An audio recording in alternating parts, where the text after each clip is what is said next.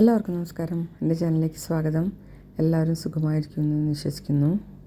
ഇന്ന് നമ്മൾ സംസാരിക്കാൻ പോകുന്നത് നമ്മുടെ ഉള്ളിൽ ഒളിച്ചിരിക്കുന്ന ഏറ്റവും ശക്തമായ ഒരു ഉപാധിയെക്കുറിച്ചാണ്.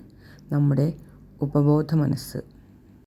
നമ്മുടെ ഉപബോധ മനസ്സ് നമ്മുടെ സ്വപ്നങ്ങളുടെ താക്കോലാണ്. അത് ഒരു ഫലഭൂയിഷ്ഠമായ മണ്ണ് പോലെയാണ്. അതിൽ നമ്മൾ വിതയ്ക്കുന്ന വിത്തുകളായ നമ്മുടെ ചിന്തകൾ, വികാരങ്ങൾ എല്ലാം വളർന്ന് യാഥാർത്ഥ്യമാകുന്നു. ഇത് നിശബ്ദമായി പ്രവർത്തിക്കുകയും നമുക്ക് പോലും അറിയാതെ നമ്മുടെ ജീവിതം നിർമ്മിക്കുകയും ചെയ്യുന്നു. നാം പലപ്പോഴും ബോധമനസ്സിലൂടെയാണ് മാനിഫെസ്റ്റേഷൻ ചെയ്യാൻ ശ്രമിക്കുന്നത്. വിഷ്വലൈസേഷനും മാനിഫെസ്റ്റേഷനും എല്ലാം ചെയ്യുന്നു.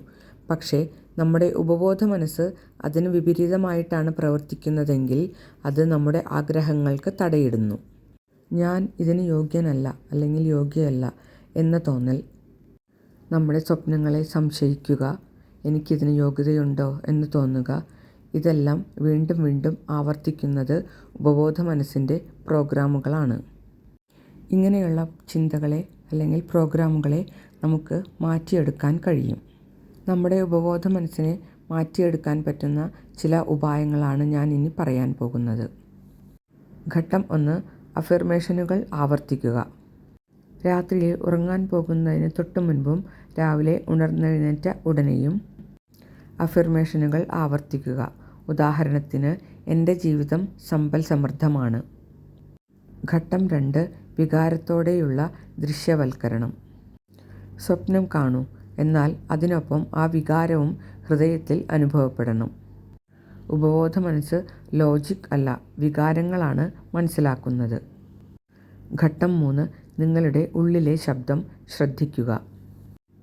എന്നെക്കൊണ്ട് ഇതിന് ആവില്ല എന്നത് മാറ്റി എല്ലാം എനിക്ക് അനുകൂലമായി നടക്കുന്നു എന്ന് പറയുക.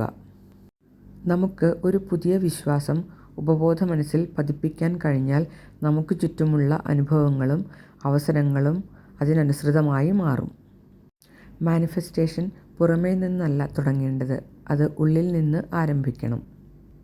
നിങ്ങളുടെ ഉപബോധ മനസ്സിനെ പരിശീലിപ്പിക്കുക. നിങ്ങളുടെ ആഗ്രഹങ്ങളെല്ലാം യാഥാർത്ഥ്യമാകും. ഈ വീഡിയോ ഉപകാരപ്രദമായെങ്കിൽ ഒന്ന് ലൈക്ക് ചെയ്യണേ. നിങ്ങളുടെ സുഹൃത്തുക്കളുമായി ഒന്ന് ഷെയറും ചെയ്യണേ.